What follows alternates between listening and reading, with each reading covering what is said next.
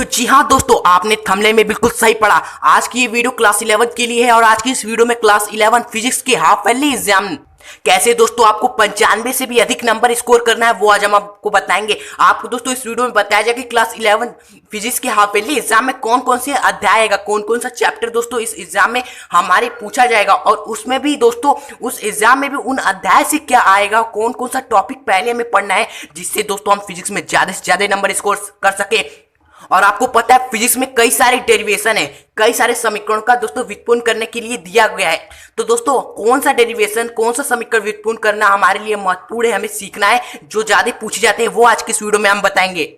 और साथ ही साथ फिजिक्स में मोस्ट इंपॉर्टेंट जो आंकिक प्रश्न है, किस अध्याय के आंकिक प्रश्न है दोस्तों आपको पढ़ना है, वह किस टॉपिक से पढ़ना है वो हम आपको बताएंगे। साथ ही साथ एमसीक्यू दोस्तों कहां से पढ़ना है, 5 नंबर के एमसीक्यू आते हैं, वो कैसे हम फिक्स करेंगे वो भी हम आज की इस वीडियो में बताएंगे। तो वीडियो को लास्ट तक जरूर बने रहिएगा, क्योंकि अब तो चलिए आप देर नहीं करते, अपने आज के इस वीडियो को स्टार्ट कर देते हैं। पहले एग्जाम क्लास 11 फिजिक्स में सबसे पहले पूछा जाता है आपका 5 नंबर का बहुविकल्पी प्रश्न या कह सकते हो एमसीक्यू। ओके, और दोस्तों जो जो अध्याय से क्या क्या अध्याय आता है, किस अध्याय हमें पढ़ना है दोस्तों हाफ ईयरली एग्जाम के लिए, वो आपको बता देते हैं।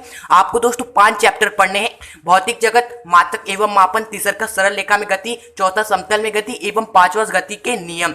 दोस्तों आप अपने अध्यापक से भी पूछ सकते हो कि कौन कौन से चैप्टर दोस्तों आएंगे हाफ ईयरली एग्जाम में। जो चैप्टर इसमें से नहीं होगा उस चैप्टर को आप इग्नोर कर दोगे, बस इतना आपको करना है। बाकी अगर आप हिंदी मीडियम में हो तो जो हम आपको बताएंगे वो आपके लिए इंपॉर्टेंट है। अब दोस्तों बात आई, ये बहुविकल्पी प्रश्न 5 नंबर 5 मार्क्स से दोस्तों आते हैं। इसी के लिए दोस्तों हमने सीरीज बनाई है physics class 11 chapter wise MCQ important. Okay, important MCQ की सीरीज बनाई है क्लास 11 फिजिक्स के, जिसमें से पहले, दूसरे के, तीसरे एवं चौथे दोस्तों चैप्टर से हमने जितने भी महत्वपूर्ण एमसीक्यू है उसकी एक एक वीडियो अपलोड करके उस प्लेलिस्ट में डाल दी है। तो उस सभी का लिंक आपको डिस्क्रिप्शन बॉक्स में मिल जाएगा, तो जाकर वहां से आप सभी चैप्टर के इन चारों के दोस्तों एमसीक्यू देख सकते हो और अपना दोस्तों 5 नंबर कंफर्म कर सकते हो। अब दोस्तों ये होगी एमसीक्यू की बात, लेकिन मोस्ट इंपॉर्टेंट हमारा क्या होता है, ज्यादा नंबर का क्या आता है, उन सभी के long answer question, short answer question, derivation, numericals, ये सभी दोस्तों हम क्या पढ़े। हर चैप्टर में अलग अलग चीजें होती है, तो उन सभी चारों 5 चैप्टर में क्या क्या हमारे लिए इंपॉर्टेंट है वो हम आपको बताने जा रहे हैं। हर अध्याय से दोस्तों जो भी जरूरी चीजें हैं जिससे ज्यादातर पूछे गए हैं दोस्तों क्वेश्चन, वो हम आपको बताने जा रहे हैं। पहला दोस्तों चैप्टर है भौतिक जगत। आप कितने बजे इसको इग्नोर करने से उनका 1-2 नंबर दोस्तों कट जाता है, लेकिन कोई बात नहीं, 1-2 नंबर से कुछ नहीं होता। लेकिन हमारा टारगेट है दोस्तों 100 आउट ऑफ 100, तो हम आपको हर एक चीजें बताएंगे, आप चाहे जितना पढ़ें। ओके, तो भौतिक जगत में दोस्तों आपको सिंपली क्या पढ़ना है, नियम पढ़ना है, वो उनके संपादक को पढ़ना है। बस अगर आपने इसे पढ़ लिया तो ज्यादा सवाल इस चैप्टर से नहीं आता है, बस 1 या 2 नंबर का आता है। बस अगर आपने नियम पढ़ लिया तो पूछ लिया जाता है कि ये नियम क्या है, इसके संपादक कौन है, ये पूछ लिया जाता है, या कि कोई नियम का दोस्तों सूत्र पूछ लिया जाता है। जैसे इसमें है तो ऊर्जा संरक्षण के नियम में E बराबर दोस्तों mc² जो आइंस्टाइन ने दिया था, तो इसका सूत्र पूछ लिया जाता है। तो बस ये छोटी छोटी पूछ ली जाती है जिसमें 1-2 नंबर का होता है। तो ये आपका क्लियर हो जाएगा इस चैप्टर से, बाकी कुछ नहीं पढ़ना इस चैप्टर में। चैप्टर मात्रक तथा मापन। मात्रक तथा मापन में दोस्तों ये बहुत इंपॉर्टेंट चैप्टर है, इस चैप्टर से ज्यादा क्वेश्चन ज्यादा देते हैं। तो इस चैप्टर में हमें पढ़ना है जिससे सारे क्वेश्चन को यूं ही उड़ा दें। तो सबसे पहले तो दोस्तों आपको पढ़ना है कि त्रुटि क्या है, अल्पतमांक क्या है। इससे आपके दोस्तों 1 या 2 नंबर के शॉर्ट क्वेश्चन या 3-4 नंबर के पूछ लिए जाएंगे। ये आप इसको पढ़े रहोगे तो क्लियर कर लोगे। सेकंड चीज त्रुटि में आपको पढ़नी है, त्रुटि प्रतिशत से संबंधित आंकिक प्रश्न को आपको देखना है।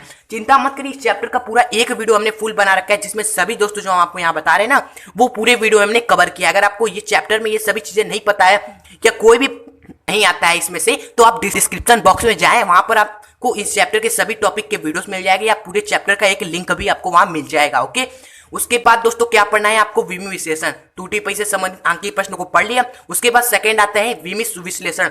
विमी विश्लेषण में भी कई सारी चीजें होती है। त्रुटि में तो ये हमने देख लिया, त्रुटि से संबंधित आंकिक प्रश्न हमें पढ़ना है और त्रुटि व अल्पतमांक पढ़ना है। विमी विश्लेषण में आपको क्या पढ़ना है, सबसे पहला काम यही करना है कि विमी सूत्र क्या है, वह इसे कैसे निकाला जाता है, ये आपको पढ़ लेना है। ओके, दूसरे के बाद आपको क्या पढ़ना है विमी विश्लेषण में, विमी सूत्र द्वारा सत्यता की जांच करना व सूत्र स्थापना।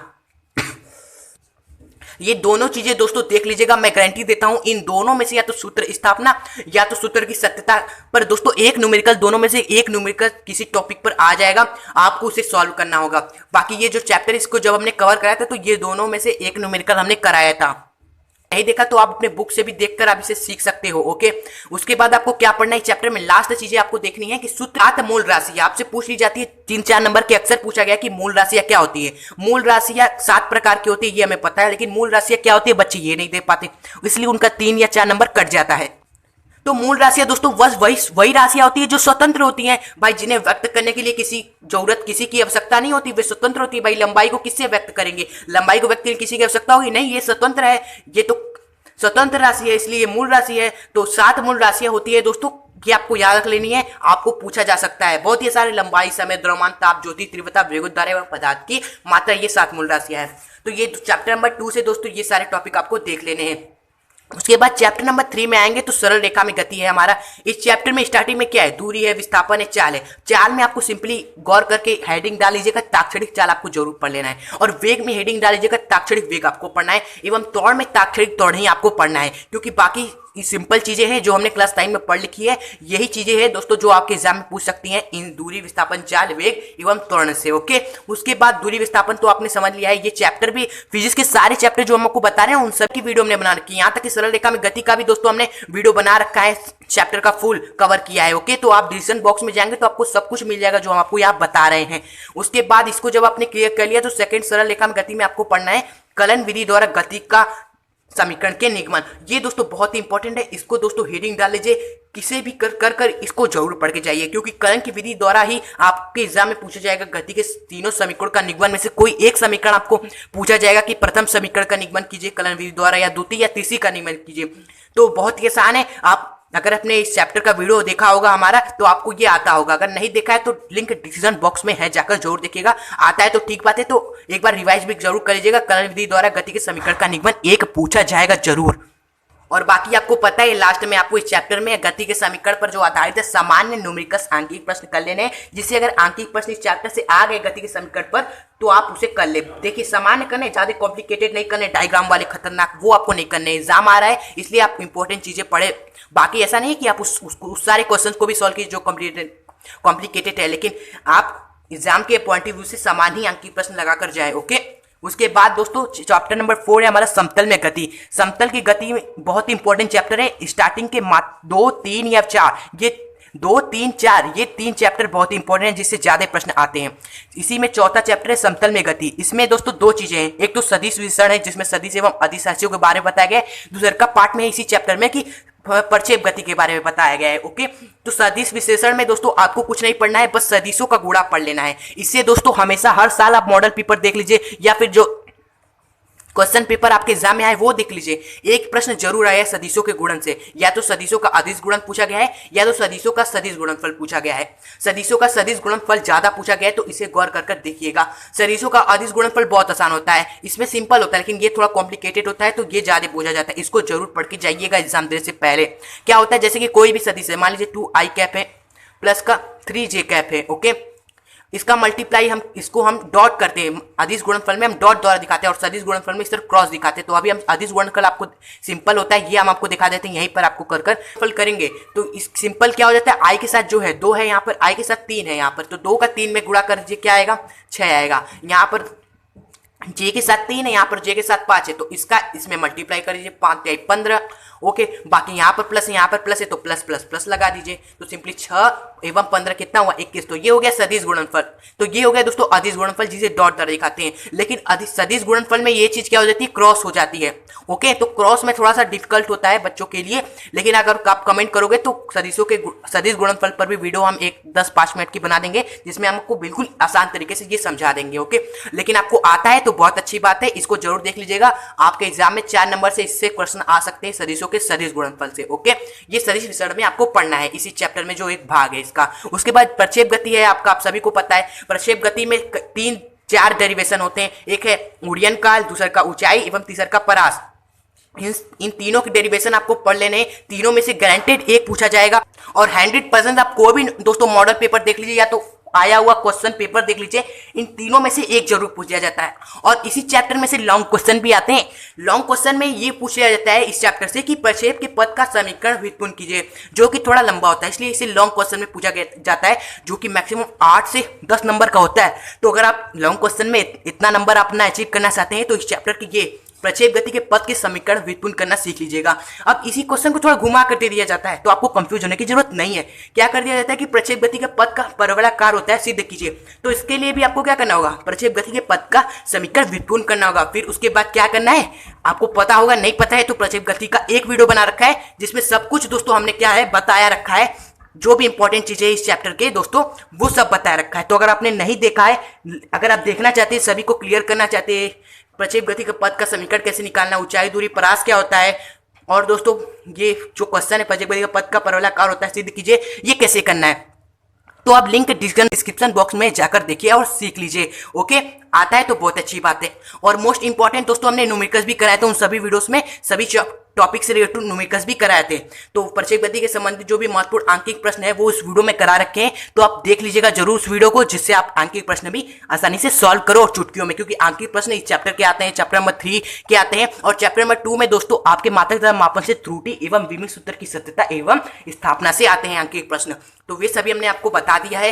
उसके बाद दोस्तों वृत्तीय गति दोस्तों अभी हमने आपको नहीं पढ़ा है, इसलिए हम आपको पहले बता देते हैं। वृत्तीय गति में दोस्तों आपको कुछ नहीं पढ़ना है ज्यादा, कितने कितने एग्जामों में पूछ लिया जाता है वृत्तीय गति पर आधारित प्रश्न। ओके, तो इसलिए हम यहाँ साझा कर रहे हैं।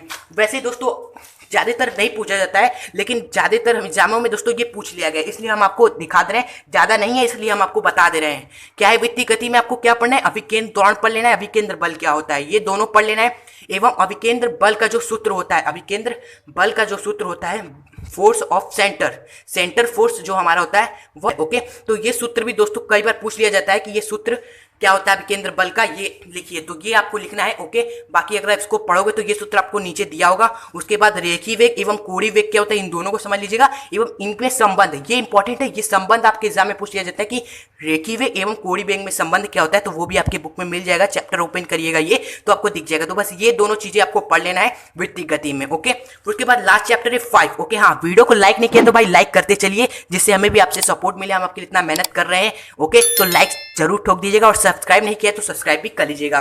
चैप्टर नंबर 5 में गति के नियम है। इसमें आपको सिंपली पहला तो आप यही काम करना है, तीनों नियम को अच्छे से समझ लेना है। बहुत ही सिंपल है, तीनों नियम आपको पता होगा, 9th में भी आपने तीनों नियम को पढ़ा होगा।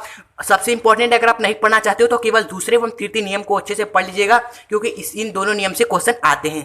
ओके, उसके बाद जड़त्व के प्रकार एवं उदाहरण सहित इनको पढ़ लीजिएगा, ये भी इंपॉर्टेंट, 9 में आपने इसे भी पढ़ा होगा, बहुत ही सरल है। ओके, बाकी अगर आप गति के नियम को अच्छे से पढ़ना चाहते हो तो गति के नियम पर भी हमने दोस्तों वीडियो बना रखी है, जिसमें पहले वीडियो 2 पार्ट में है वीडियो अभी, जिसमें पहले पार्ट में हमने तीनों नियम को समझाया है, जड़त्व क्या होता है प्रकार को समझाया है, संवेग एवं आवेग एवं आंकिक प्रश्न हमने दोस्तों उसमें एवं संबंध भी उस दोनों में बताया है। तो ये तीनों चीजें एक वीडियो में बताई है। और तीसरे पार्ट में तो हमने सिंपल न्यूमेरिकल्स कराए हैं इस चैप्टर के। ओके, तो और दूसरे पार्ट में हमने इस चैप्टर के दोस्तों न्यूमेरिकल्स कराए हैं, डायग्राम वाले जो आते हैं, पुली वगैरह ब्लॉक वगैरह होते हैं, रस्सी से बंधे होते हैं, वो सारे। ओके, तो अगर आप इस चैप्टर को भी अच्छे से पढ़ना चाहते हो तो लिंक इसका भी डिस्क्रिप्शन बॉक्स में मिल जाएगा। बाकी इस चैप्टर के 3 चीजें पढ़ने हैं।